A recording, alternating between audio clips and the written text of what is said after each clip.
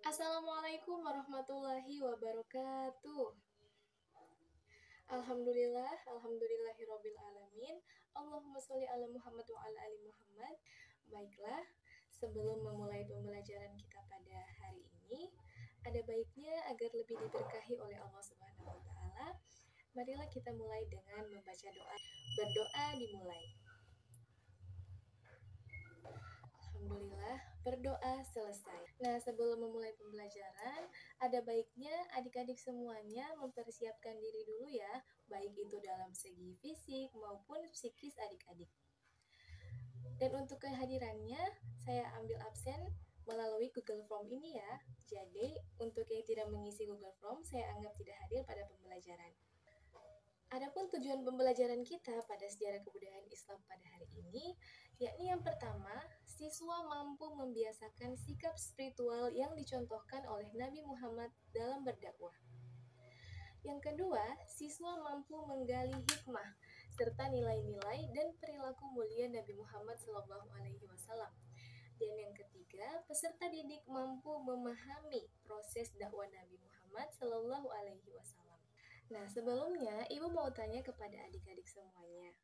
Menurut adik-adik, kenapa ajaran Islam itu bisa sampai ke Indonesia, khususnya ke daerah kita? Padahal jarak kita dengan tempat kelahiran Nabi itu sangat jauh. Ya, tepat sekali, yakni karena ada metode dakwah dari Rasulullah, sehingga dakwah Rasulullah itu bisa menyebarkan ajaran Islam hingga ke pelosok-pelosok bumi, khususnya juga tersebar di daerah kita. Lalu, apa saja misi dakwah Nabi Muhammad SAW dalam periode Mekah dan Madinah? Itulah yang akan kita bahas pada pembelajaran hari ini.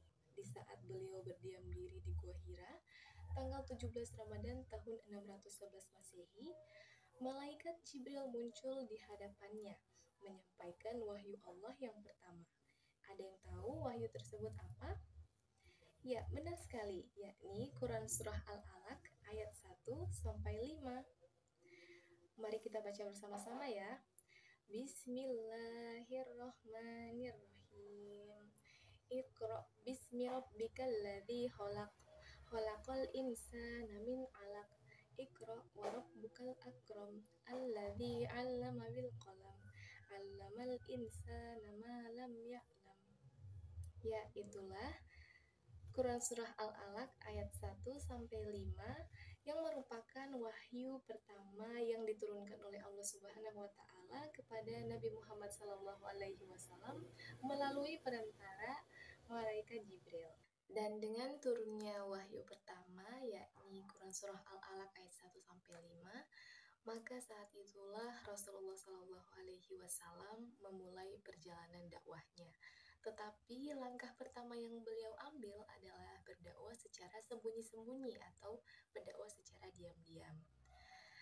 Hal ini dilakukan bukan hanya semata-mata karena kehendaknya, tapi ini adalah perintah Allah Subhanahu wa taala yang ada dalam Quran Surah Asy-Syu'ara ayat 214 yang artinya, dan berilah peringatan kepada kerabat-kerabatmu Muhammad yang terdekat. Karena itulah orang yang pertama kali menerima dakwah adalah keluarga dan sahabat terdekatnya. Di antaranya ada Khadijah sebagai istri Nabi, kemudian ada Ali bin Abi Thalib, ada Abu Bakar, Zaid, dan Ummu Aiman. Dan selama 3 tahun pertama sejak diutusnya Nabi Muhammad SAW dan melakukan dakwah secara sembunyi-sembunyi, maka turunlah perintah Allah dalam Quran Surat Al-Hijr ayat 94 yang artinya, maka sampaikanlah secara terang-terangan segala apa yang diperintahkan kepadamu dan berpalinglah dari orang-orang yang musyrik. Nah, saat Rasulullah mulai melakukan dakwah secara terang-terangan, tentunya hal ini pun menimbulkan konflik di antara masyarakat Arab.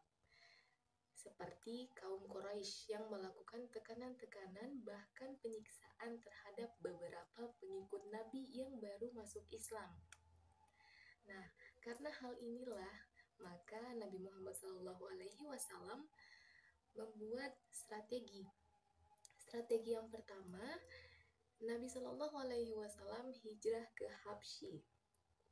Nah, jumlah yang hijrah ke Habsyi ini mencapai 70 orang.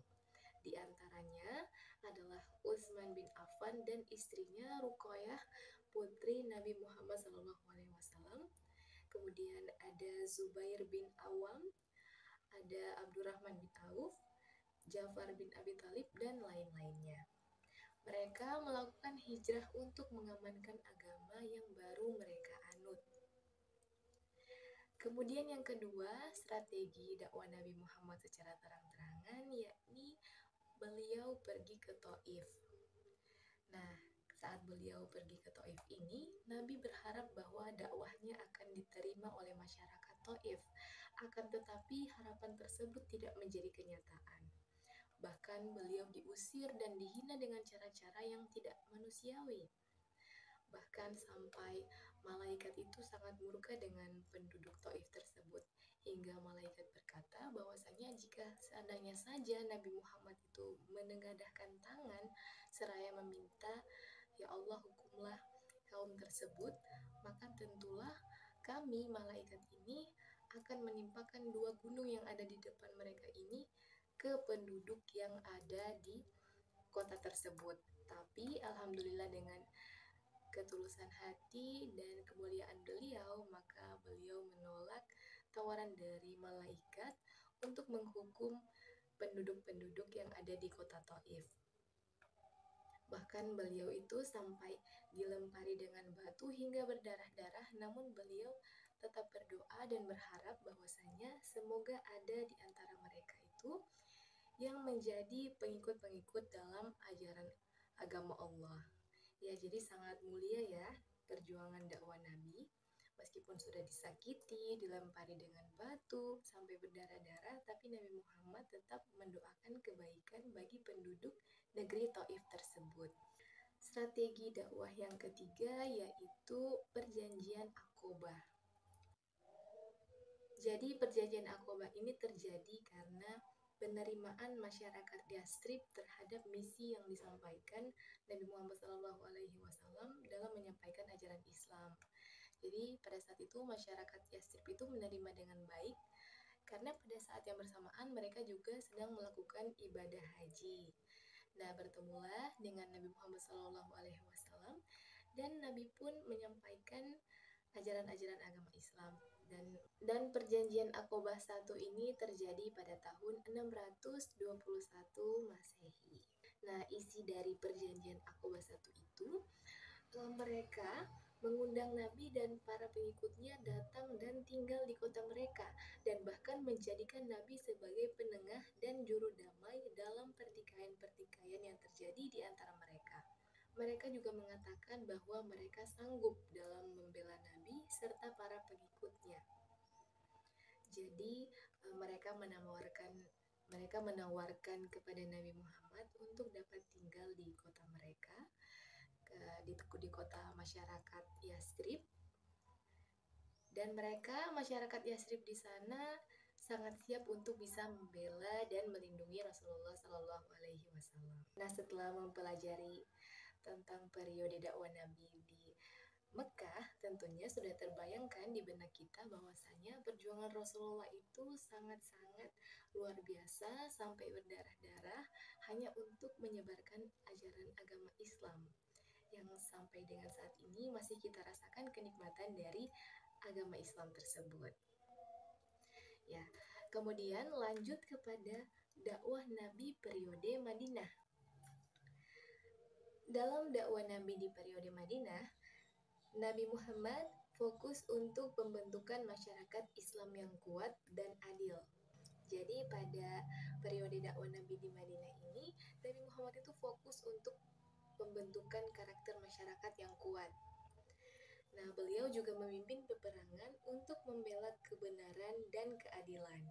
Adapun ciri-ciri dakwah Nabi di Madinah diantaranya yakni menjaga kesinambungan tarbiyah dan tazkiyah bagi sahabat yang telah memeluk Islam.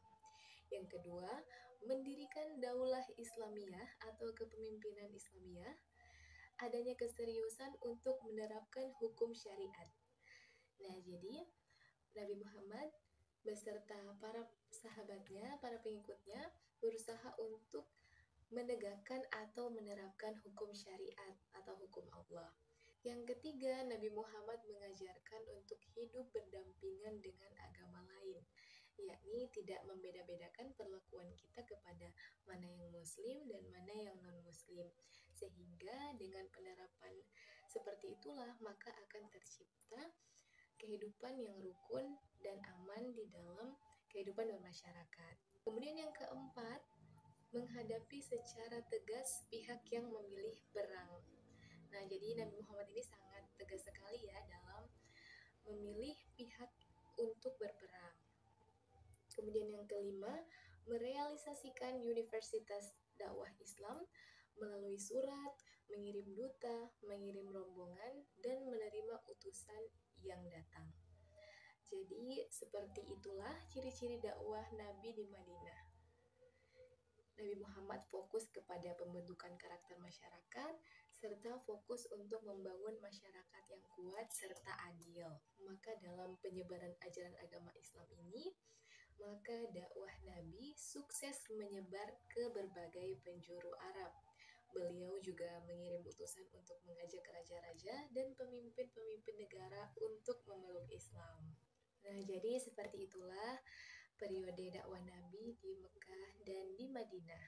Semoga dengan kita mempelajari tentang periode dakwah Nabi, baik itu di Mekah dan di Madinah, semakin memperkuat kita bahwasanya segala perjuangan itu tidak ada yang sia-sia.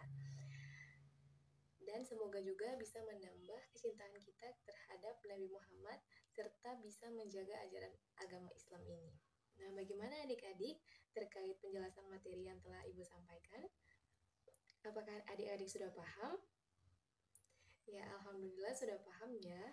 Nah, karena adik-adik sudah paham, maka Ibu akan memberikan tugas yakni berupa lembar kerja peserta didik yang Ibu bagi secara 2 kelompok ya. Kelompok yang pertama membahas tentang periode dakwah Nabi dalam Kota Mekah, kemudian yang kedua membahas tentang periode dakwah Nabi di Madinah. Silakan adik-adik menuliskan kembali apa yang adik-adik ingat terkait penjelasan materi yang telah Ibu sampaikan di dalam lembar kerja peserta didik yang ini ya. Nah, sebentar Ibu akan share lembar kerja peserta didiknya dan dikumpulkan setelah pembelajaran ini berakhir ya, sebagai penilaian untuk pengetahuan kalian. Ya, baiklah, sekarang kita masuk pada kesimpulan, yakni periode dakwah Nabi di Mekah dan di Madinah merupakan contoh perjuangan dakwah yang penuh dengan kesabaran, kebijaksanaan, serta keuletan. Dan alhamdulillah, beliau Nabi Muhammad SAW berhasil membawa masyarakat Arab dari kegelapan menuju cahaya. Dalam kata lain, minaz zulumati ilan nur. Nah, itulah pembelajaran kita pada hari ini adik-adik. Semoga bisa bermanfaat untuk kedepannya. Dan marilah sama-sama kita tutup dengan doa kafaratul majelis. Subhanakallahumma wa bihamdik asyhadu an la ilaha anta astaghfiruka wa atubu ilaik. Wassalamualaikum warahmatullahi wabarakatuh.